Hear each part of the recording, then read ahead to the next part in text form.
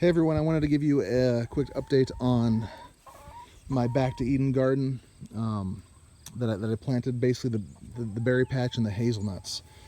I have some other videos on those.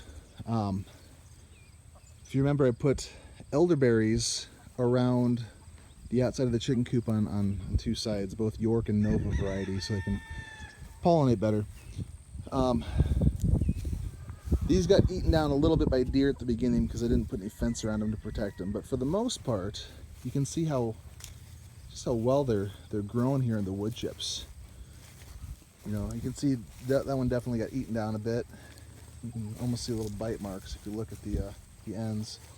And this poor little guy right here, he's just here on the corner, so it's probably the easiest target for any deer that want to come up from the apple orchard over there. But this side is doing very well too. And again, all this was is I planted these elderberries.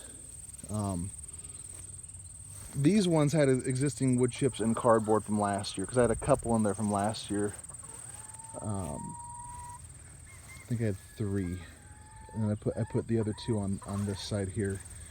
And these 6, I planted them, and then I put newspaper and wood chips on after I planted them. So this is all new Back to Eden method right there. It's going pretty well. Let's jump over here to the hazelnuts. I ended up putting 34 hazelnuts inside the fence, and I did a row of 7. I've lost 1 in this row of 7, and I've lost 1 of the 34. Now these have been pretty wilty all year long, and you've had different shades of green, a little bit of yellow, but mainly kind of a sick looking dark green.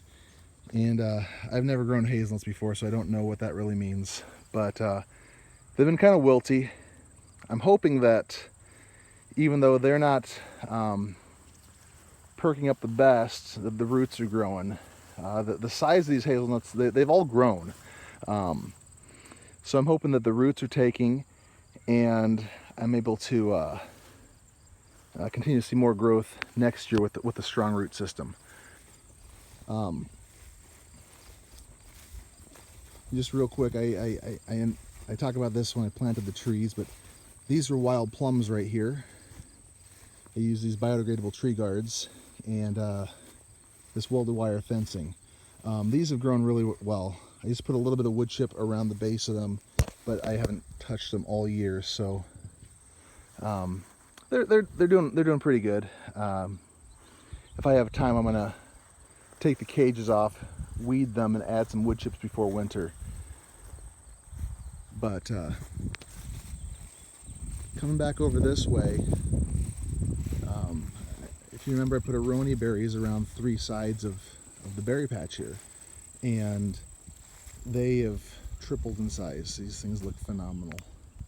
Very, very pleased. I've added cardboard and wood chips in between the berry patch and the chicken coop, and I added a fence on this side. I'm going to put a gate on the other side next year. But this whole open area right here, this is going to be a strawberry patch next year. I'm gonna put some boards in the ground just to keep them from running all over the place, you know, past the aronias and then into the chicken coop. But this whole area is going to fill up with strawberries. And when you see my strawberries this year, you'll see what I mean.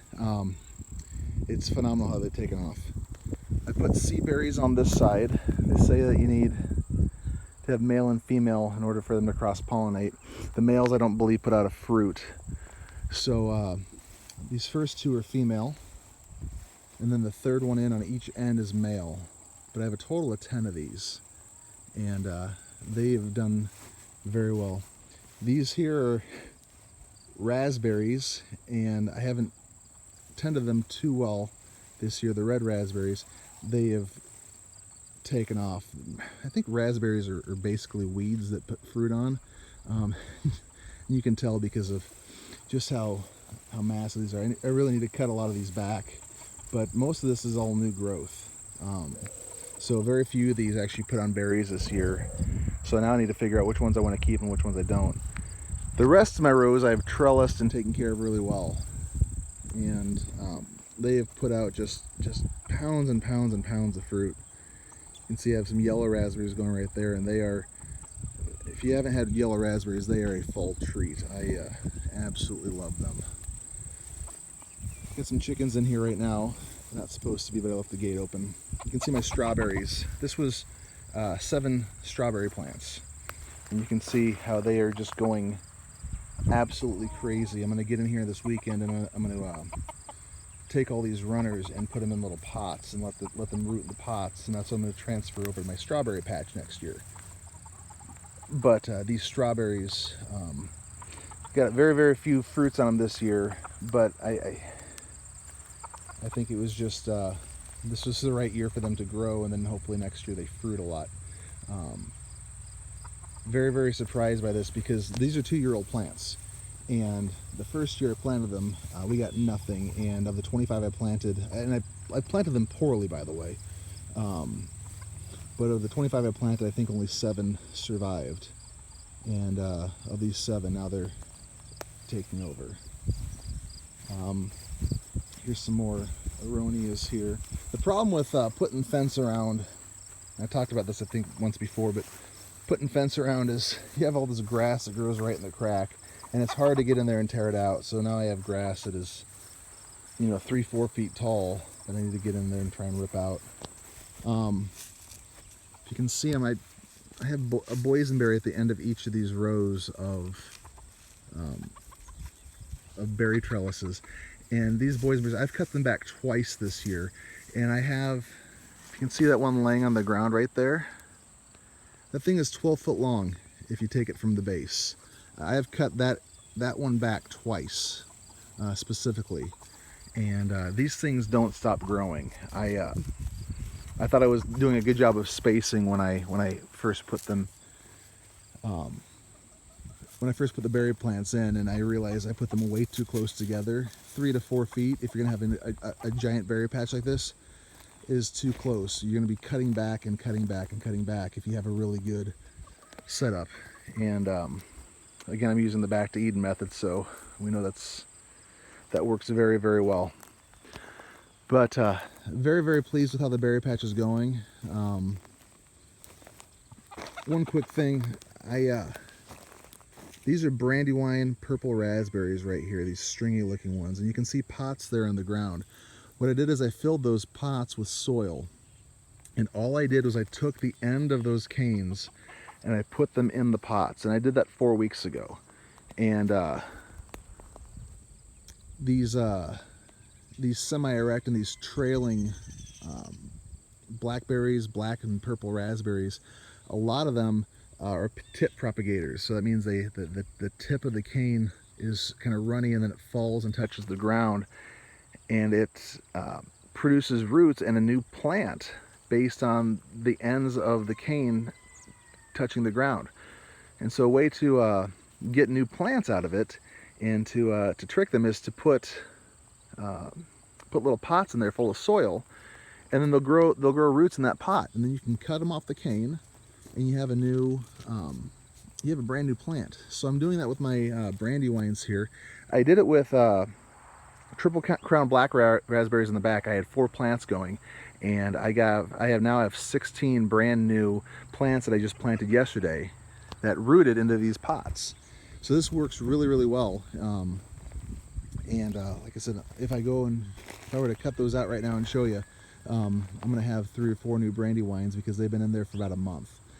They say typically 2 to 3 weeks you want to leave them in, but I've done it for 4 weeks.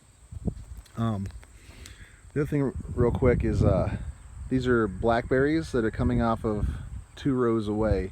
These have roots that come from the ground, from my erect Nelson blackberries, and I need to cut those out because there are roots that are growing 10 feet away from the plants, and putting out these volunteers. I'm going to try and cut them out and hopefully have enough root on them to replant them and get free plants out of it. But very, very pleased with how the berry patch has gone this year. I feel like I've neglected it just because, I mean, it just looks overrun. Like I said, I've been here twice this summer, cutting these things back and stacking them and tying them off and trellising them, and they are still, I mean, I can't keep up with it, just because they are so vigorous. It's a good problem to have. It's like Paul Gauci says, his problem is doesn't have problems growing things, he has problems keeping things from growing too much.